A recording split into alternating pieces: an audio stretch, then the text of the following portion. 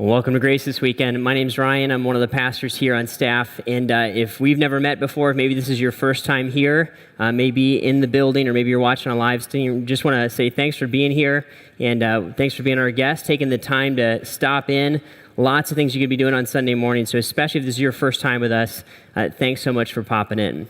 But we started a series just a handful of weeks ago. Even this whole fall semester that we're kind of in right now, we said what we're going to do is kind of take the fall and dive into defining what it means to be a follower of Jesus.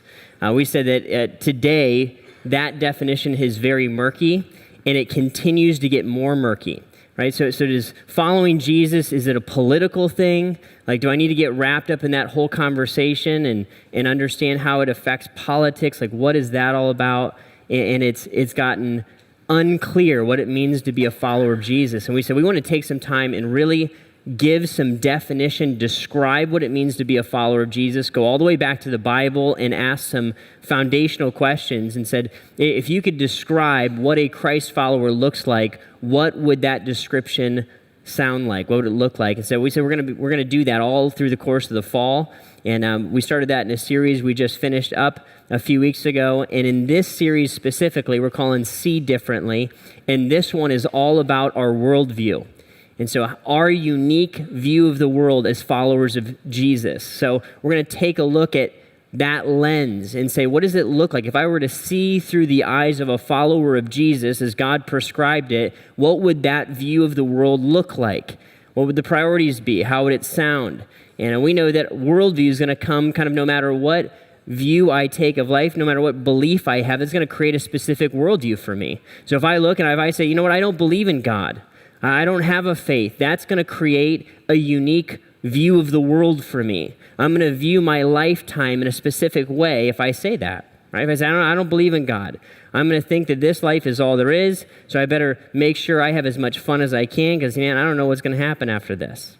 Right? If I say that money is the goal of life, right? Making money, accumulating riches, hoarding wealth, if that's my view of the world, then I'm going to view my time and my opportunities and my relationships through that lens of accumulating and amassing wealth for myself. That's going to be a unique view of the world. If I were to say, life is about avoiding pain and embracing pleasure, then I might play it safe. I might just kind of keep it steady, keep my head down a little bit, and I just want to get through life and kind of have a normal, safe existence, right? And if I were a follower of Jesus, there's going to be a different worldview. It's not going to be like any of those other worldviews. It's going to be unique to itself because it's based off God and his perspective of life and his perspective of the world. And so we started this conversation just last weekend. Pastor Jeff kicked us off, and he led us into a conversation about our faith. And we said, if we're going to see differently, it really starts with our faith. What do I believe about God, about Jesus, about the Bible? And as I anchor in that faith, that's going to begin to form my worldview, right? My unique view of my life, my opportunities, my relationships, and everything that I'm going to be a part of. And so what we're going to do today is we want to advance that conversation into a conversation about teachability,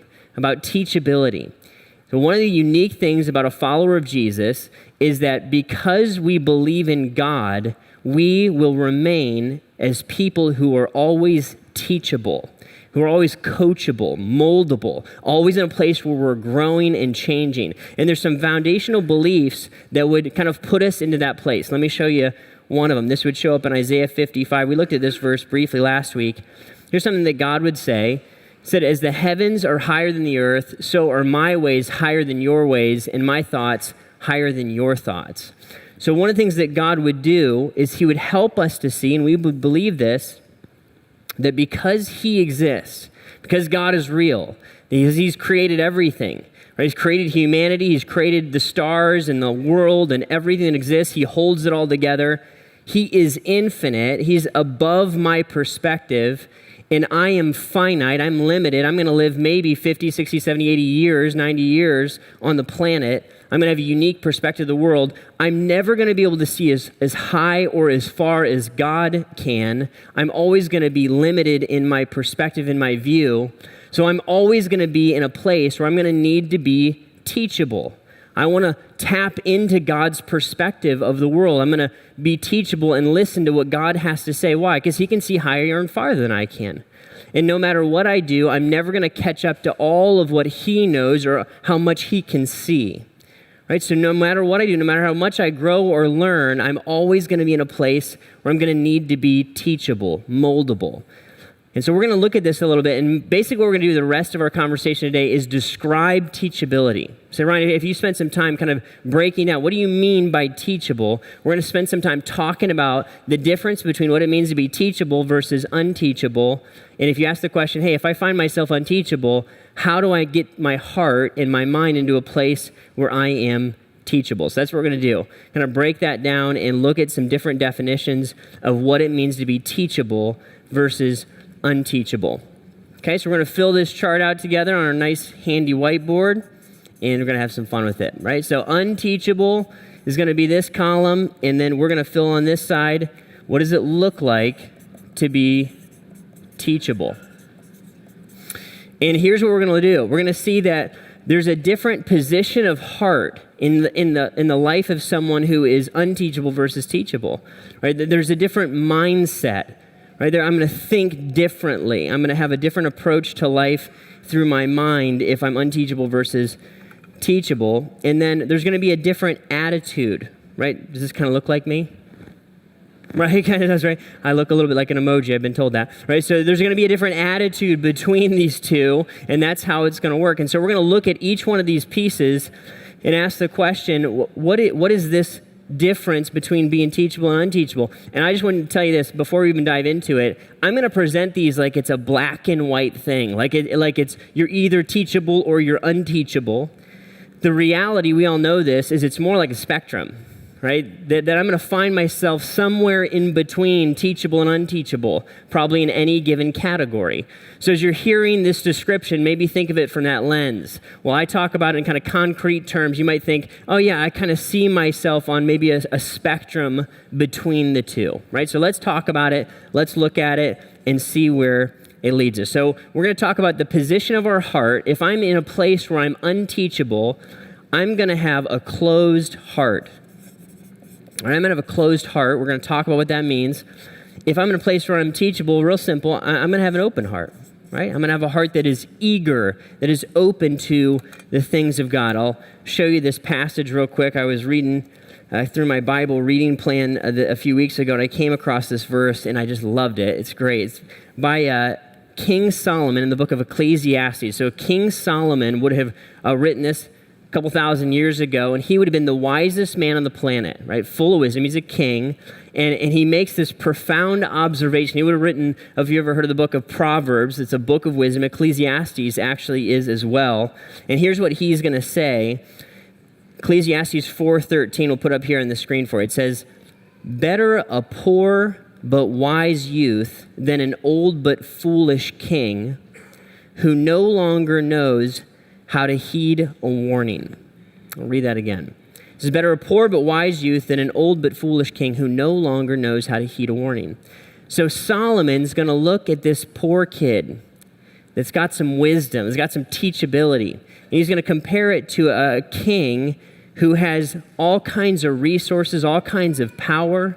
And everybody reading this at this time would have known that the king, a monarch, would have certainly been able to make any decision they wanted. Unlimited resources, unlimited money, unlimited finances, unlimited influence. He can do whatever he wants. And this poor kid, no money, right? No influence, but teachability, right? He's got a teachable heart. He says he's going to look and say, that poor kid that has nothing but has an open heart is better off than that old king that has lost his ability to hear a warning, has lost his teachability. He can't take it in anymore. His heart has become closed. He thinks that he's got the world and life by the tail. He's no longer able to access God's perspective of life anymore. He said, boy, I'd rather be that kid than that king. Fascinating, isn't it? We talk about having an open heart versus a closed heart. What we're talking about is being open to direction in the words of God and the influence of God in my life versus being closed to it. Say, Ryan, what do you mean? What does that end up looking like? I think this is how it might look. Sometimes being closed, being unteachable, looks like just a straight out refusal to interact with the Bible, even to the point where we might argue with it. Right? If I find myself arguing with the Bible, I probably have a closed and unteachable heart. If I find myself saying, you know what, God, I know better. I'm going to argue with your words. I disagree with your perspective. Even though I'm finite, even though I'm only going to live a handful, maybe 100 years on the planet, and you're infinite, I disagree with your perspective. I'm closed to your perspective. Sometimes it's not that extreme. So sometimes it's a refusal to do what I know God has said that I should do. Right? I might look and say, I know what God says about that, but I'm not going to do it. I don't want to do it. I disagree. Sometimes it's even less aggressive than that. Maybe I'll go to church. I'll listen. I'll go through the motions of it. I'll sit through, and maybe I'll even read my Bible, but I have no intention of actually putting it into practice. I might read the Bible for knowledge so that I can argue with people, or read the Bible for knowledge so I can show off. But I'm not actually going to be in a place where I am eager and open to hearing from God, where I'm going to run to God's perspective on things like my marriage or my finances or my purity and say, God, what would you have me do? How would you have me live? I want to know your perspective. I'm teachable. I'm open, right? I'm like this poor but wise youth. God, I don't have much, but I want your way, right? So somebody who's teachable is going to run to God's perspective on things like sexuality and the way that we would define our sexuality. And we're going to say, God, I want to understand. Everybody wants to know, how do I interact with sexuality? Well, I'm going to run to God's perspective. I'm going to find, God, okay, you define sex in the confines of marriage. You say that's between a man and a woman. You say it's an awesome gift. But outside of the gift of marriage, it is dangerous. It can harm me. So maybe if I'm dating or I'm engaged and I feel like being with my girlfriend or my boyfriend and it feels right and God would want me to be happy and I feel like we should be together and it just all works, and somebody who's unteachable would look maybe at God's perspective and disregard that and say, you know what, we're just going to do what we want to do. Somebody who's teachable would look and say, I want to heed a warning. I want to lean into God's perspective on this one. Right? So somebody who's unteachable is going to look at things like our definition of money. And we're going to define our interaction with money based on God's approach to it. Right? We're going to say, okay, God, everything you've given me is a gift from you. You give me the ability to produce wealth. I want to interact with my money based on your definition of it. I'm not going to view it as mine, as something that I can accumulate and grow with my own power and interact for my own selfishness. I want to interact with it the way that you would. Somebody who's teachable might look and say, I see these trends in my life. And I keep doing the same things over and over and over. God, change me. Somebody who's unteachable is going to look and say, well, you know what? That's just how I am. Always been that way. You don't like it? Deal with it. Right? That's a closed heart, a heart that is not open to changing and growing. And most of us, myself too, we can kind of see where we are on that spectrum. Is my heart open or is it closed today? Am I in a place where I'm showing up and I'm eager to hear your words and be changed by you? And even things like coming to church. Do I show up at church today and ask the question, was Ryan or Jeff good? Or do I show up ready to hear from God and be changed by his word today? Two very different approaches. One, right, puts myself in kind of the critic's seat or the driver's seat. One says, God, I am here to hear from you, be changed by you. I want to grow and become more like you. Right, this is an open heart versus a closed heart. Now, this next one is a fascinating one that I've really seen jump in a big way and I've been challenged by in my life. This is the difference between having a distracted mind and having a focused mind. I'm going to show you this from the Bible here a little bit. Having a distracted mind, if you're taking notes, jot this down, versus a focused mind. This is something that Jesus would bring out in a big way as he had a conversation with some friends of his over a meal. Let me show you this real quick in Luke chapter 10. So maybe you have a Bible with you. Go ahead and grab that, open that up. And if you don't have one with you, not a big deal at all. You can grab them in front underneath the chairs there. Open that up to page 725 in those Bibles. Or maybe just open your app. You can follow along there as well. Luke chapter 10, starting in verse 38, Jesus is going to hang out with a couple of his good friends, Mary and Martha. They've got also another brother named Lazarus that would show up in a different story. And a fascinating thing, let me read it. We'll talk about it for a minute. So Luke reports this. He says, as Jesus and his disciples were on their way, he came to a village where a woman named Martha opened her home to him. She had a sister called Mary who sat at the Lord's feet listening to what he said. But Martha was distracted by all the preparations that had to be made. She came to him and asked, Lord, don't you care that my sister has left me to do the work by myself? I love it. Tell her to help me. Right? This is great. You know you're not in a teachable place when you're telling Jesus what to do. Right? It's like never a good thing. So Jesus looks at Martha. He says, Martha, Martha, the Lord answered, you're worried and you're upset about many things. He's like, oh Martha, you're stressed out. Okay, you're worried about all these things. He says, but few things are needed, or indeed only one. Mary has chosen what is better, and it will not be taken from her. See this little scenario play out, right? Two sisters. Martha's got a great idea. She takes initiative.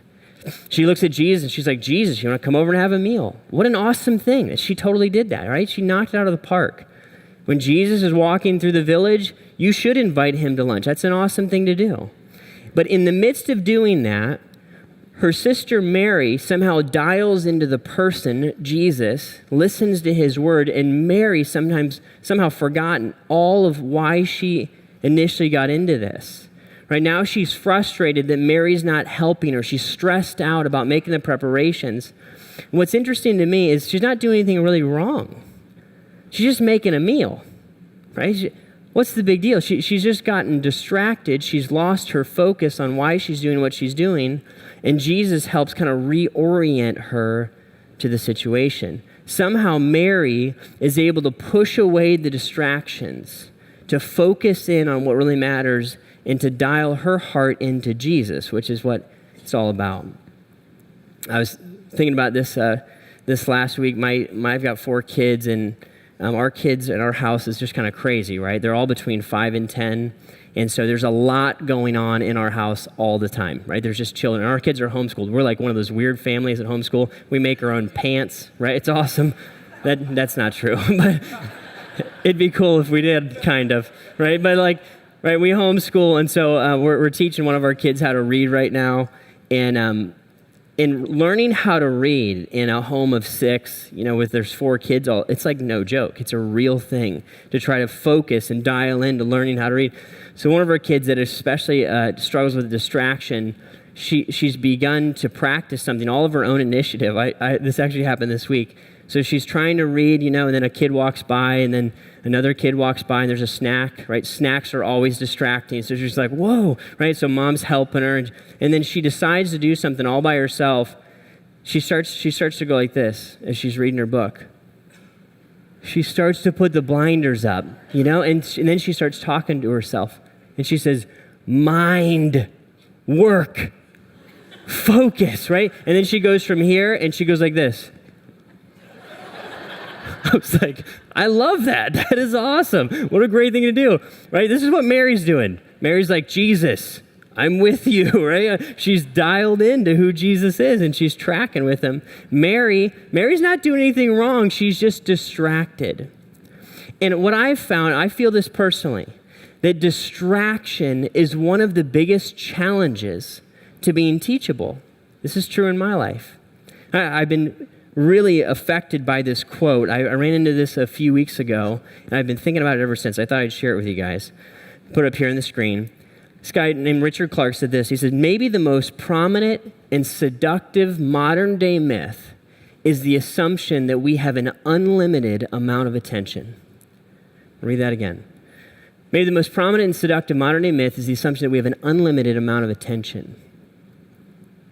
So as life continues to get more complicated for us, right? As there's more social media apps, nothing wrong with them, right? There's Facebook, there's Twitter, there's Instagram, there's Snapchat, there's all, you name it, right? There's notifications galore, nothing wrong with them, there's just more. As the kids come or college choices come and there's homework and there's exercise and there's this and that, right? There's all kinds of stuff. What happens is I start to put all those things on the same shelf, the same priority level. When I look and say, man, I got to work out and I got to pay my taxes and I got to pay my bills and I got to raise the kids and I got to make sure the kids are good at sports because they got to be professional athletes because we all know that's going to happen, right? When I got to make sure that my career advances and I got to do all the things, right? And oh yeah, I got to follow Jesus. Like put that on there too. What happens when that distraction of all the other priorities come in is I lose my focus. It's not that any of those things are wrong or bad. But what happens is when second things are allowed to rival the one thing, in the margin, when the margin that it takes to chase down the most important thing is sucked up by all of the second things, I'm in trouble. I'm distracted. I find this in my own life, man. This is a big challenge for me because I've got responsibilities just like you do. I got kids. I got lots of kids, and I got people. I got things to interact with, and so do you. So I feel the pressure and the draw to make the preparations, right? To do all the things, all the second things. What I'm having to find more and more is if I want to be in a place where I'm focused on Jesus, and to do that in my life means I'm having to say no a little bit more often. I'm having to say later. I'll check it later. I'll turn it off. I got to go. Nope, I'm doing this. I want to push away the noise and say, Jesus, I'm focused on you. I want to hear from you. And guys, I'm just telling you, for me, that is a brutal and a real fight. That is not simple, and I don't always win. But I want to be here. Right, rather than here. I want more and more Mary in my life. I want to dial into it. Here's what I put in my notes. I don't think I put it in yours. I said, what often happens is the margin in life that it takes to pursue the first things is sacrificed on the altar of second things. That's what happens. All the things feel like they're of equal importance. And in reality, Jesus would say, actually, there's really one thing. If I'm going to see differently, I need to see through that lens. The one thing as a follower of Jesus is Jesus. And the other things, they're going to take care of themselves. Jesus would say, seek first the kingdom of heaven. All these things will be added to you. Take care of it from there. Right, so we're looking at a heart that is open versus closed, a mind that is focused rather than distracted, and finally an attitude that is humble rather than proud, right? An attitude that is humble rather than proud. This is such a big deal. It's going to show up all throughout the Bible. Such a simple thing. But the attitude of my disposition towards life is going to be massive. Look at what James says, 1:21. Brother of Jesus, at least earthly speaking, says, therefore get rid of all moral filth and the evil that is so prevalent, and humbly accept the word planted in you, which can save you. All right, when my attitude towards life is one of humility, when I'm humble, when I want to accept the word of God planted in me, what does that look like?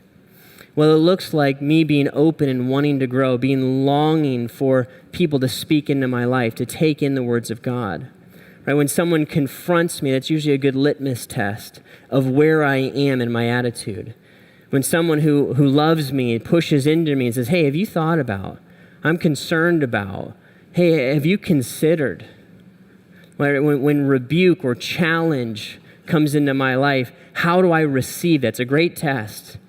Do I look back and say, you know what, you confronted me wrong. I critique their approach. Or do I say, you know what, I need to take a good hard look at what you're saying. You love me. I'm not there yet. I haven't arrived yet. I'm teachable. I'm open. I'm humble. I want to receive from you, and I want to grow. Or is it a pushback and a defensiveness and a fight, right? Or am I so proud that I'm not even sure if people would feel comfortable talking to me about a challenge in my life? It's good questions to ask. What's fascinating to me is that if anybody ever had the right to be proud, it was Jesus. Jesus, of all people, had the right to say, you know what? I got it figured out. All God, all man. And here's the kind of things that would be written about him in the Bible. Jesus grew in wisdom and favor and stature, right, in favor with God and man. Jesus as a child would grow in his wisdom. He's God himself. And he would develop over time. And then he would find himself saying things like this, right? Jesus would say himself, I don't do anything on my own accord. I only do what I see the Father doing. Luke would report that Jesus would regularly go and pray. God himself is praying. Why? He's recognizing his need. As a human and as God himself, he stays connected to God, his Father. Why? He's humble. And he models for us the kind of humility that we're to walk in. I don't have this figured out. I'm not there yet. In fact, I put in your notes this way. I said, for the follower of Christ, there's no room for a rival. For the follower of Christ, there's no room for a rival. I'm never going to get to a place, no matter how much I learn, no matter how much I grow, I'm never going to be at a place where I can say, like, check, done. I figured out the following Jesus thing. I don't have anything left to learn. I don't have anything left for God to change me in. The reality is that if I'm still on the planet, there's still growth that can happen. I want to remain open and humble and teachable. The scriptures would say that God opposes the proud. He gives grace to the humble. Okay. I think we're getting our minds around, our hearts around it. We look at what it means to have an unteachable heart and mind and attitude. All right, I'm closed, I'm distracted, I'm proud, I'm teachable, I'm open, I'm focused, I'm humble. If I look and say, man, I find myself more on this spectrum, if I'm honest, than this one, the question might be, well, how do I move? What might it take in my life for me to go from here to here? It's a great question. I'll show you this real quick. When I was a kid, a young adult especially, people would often tell me I was like a sponge, because I just like to learn a lot. I've always liked to learn. And I always thought that was a cool thing, a compliment that people would say, Ryan, you're like a sponge, man. You just like take all this stuff in. I was like, that's cool. And as I thought about it, though, over kind of the course of the years, what I recognized that being a sponge is great. It's an important thing. We need to do that. But what matters even more than being a sponge is taking in the right things. I got to take the right stuff in. We're talking about moving from a place of being unteachable to being teachable. What we need to look at is, I want to look at the reality of what happens as I walk through life. As I walk through this life, what's going to happen is I'm going to end up being filled in this life with all kinds of opinions. Right, with all kinds of convictions. I'm going to end up being filled with my own pride. I'm going to end up being filled with distractions. There's just so much going on. And if I wanted to stay distracted every day for the rest of my life, I totally could. Right? I could do whatever I want just to keep my mind off of anything that actually matters. And what happens is I can fill myself completely, right, with things that have nothing to do with God. Filled with my pride, filled with my distractions, closed heart. And what happens when I do that, I have no room left within me to actually take in any of God's direction. I have no room within me to take in his word or to be changed. Why? Because I'm full of me. Right? I'm full of my culture. There's no room for it. So I might every once in a while say, I want to take my life to the next level and I want to see some more growth, but I'm full of myself, but I might want to add a little bit of church or a little bit of Bible to myself, right? And so then I take my full sponge, my full life that's full of me, and I go to church with it. You know what happens? Nothing. I walk away unchanged. Right? I show up at church, or I read the Bible. I have some access and some exposure to the words of God, but I'm so full of myself that I look just like I did before. There's no change at all. And I might even conclude, well, this doesn't work. I tried following Jesus. It didn't work for me. Well, here's the thing. If I show up and I try to go to church and I try to read the Bible and I try to go to classes and I do some things, but I am full of my own opinions and my own distractions and my own pride, it's never going to affect me. It's never going to change me. So what has to happen? What has to happen is I have to start to kind of squeeze out all this stuff in me. Right? I got to release my own pride. I got to admit, God, I don't have this thing figured out yet. I need a new way. This was me at 19 years old. I had never heard Jesus, never gone to church, had no idea what there was to offer as far as forgiveness for my sins. And a buddy came and he told me about Christ, and I looked and said, man, everything that I've filled myself with is not the answers I'm looking for. I got to release this, right? I got to let it go.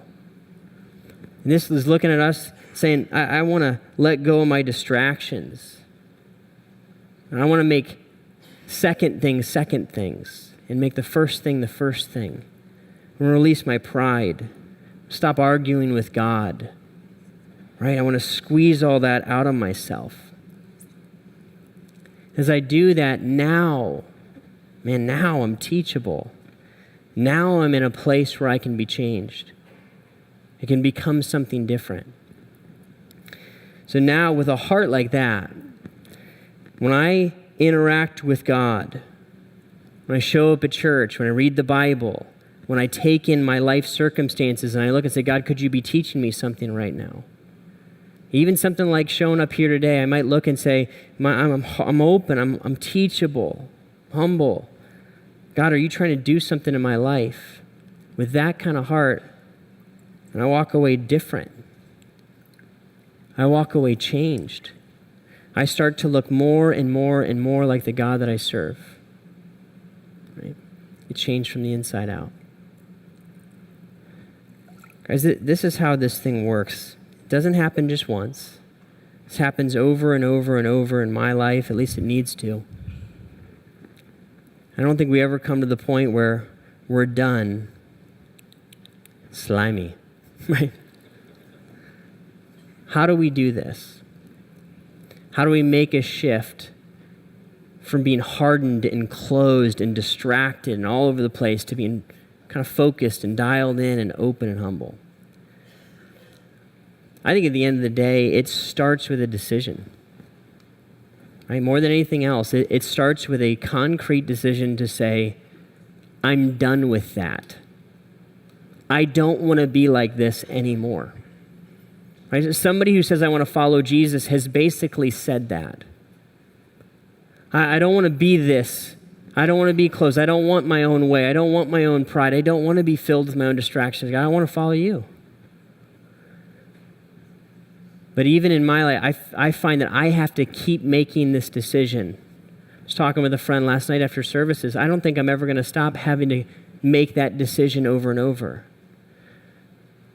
So whether you've been following Jesus for a long time or a little bit, or maybe you're just investigating, it ends up being the same decision.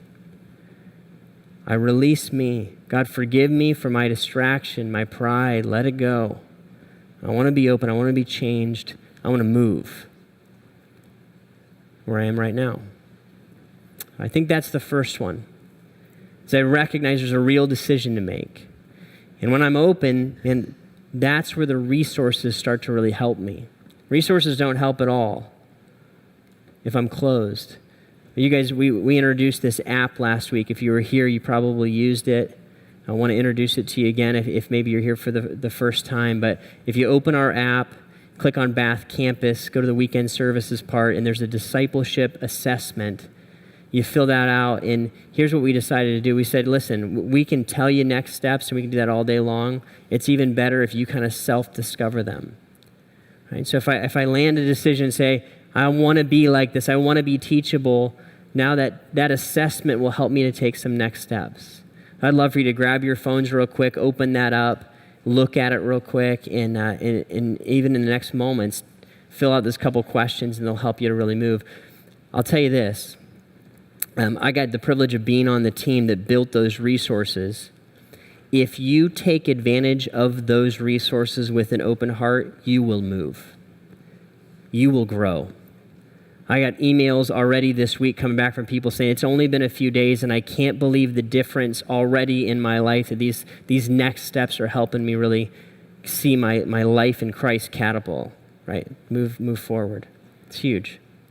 So take a minute, fill that out, wrestle our hearts with God and ask the question, am I teachable? Right? We're going to do that. So I'm going to have the band come out. I want to pray for us. You can fill that assessment out here as we worship and sing and pray. But wrestle with this whole conversation. Where am I today? Right? If I had to find myself kind of along that spectrum, God, help me see where I am. Father, we want to say thank you.